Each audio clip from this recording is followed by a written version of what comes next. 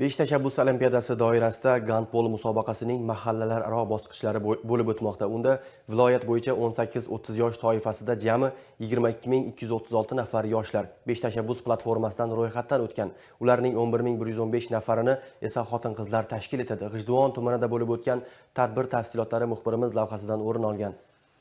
Ushbu musobaqaning G'ijduvon tumanida bo'lib o'tgan mahallalar aro sektor bosqichida 3204 nafar yoshlar ishtirok etish istagini bildirdi va jamoalar o'zaro bellashdilar. Ular orasidan 1615 nafari xotin-qizlarni tashkil etadi. Mana bugun besh tashabbus olimpiadasi doirasida gandbol musobaqasining sektor bosqichida turibmiz. Sardor mahallamizda mana shu gandbol musobaqasi bo'yicha 63 nafar yoshlarimizni ro'yxatdan o'tkazdik. Hozir qiz bolalar, o'g'il bolalar jamoasini ishtirokini ta'minlash uchun shu yerda qatnashyapmiz. Birinchi marta gandbol musobaqasi qizlar o'rtasida bo'lishiga qaramay, qizlarimiz juda ham faol, o'zlarining imkoniyatlarini ko'rsatishyapti.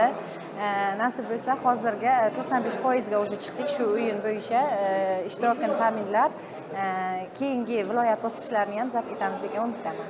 Gandbol bo'yicha o'tkazilgan musobaqalarda bu yil ilk marotaba xotin-qizlarning borligi ular orasida ham sportning mazkur turiga bo'lgan qiziqishni oshirishdan iborat.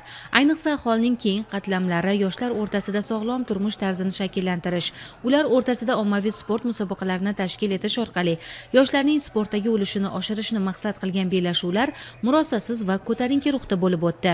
Eslatib o'tamiz, mahallalar aro sektor bosqichida g'olib bo'lgan jamoalar musobaqaning keyingi tuman bosqichida ishtirok etishadi.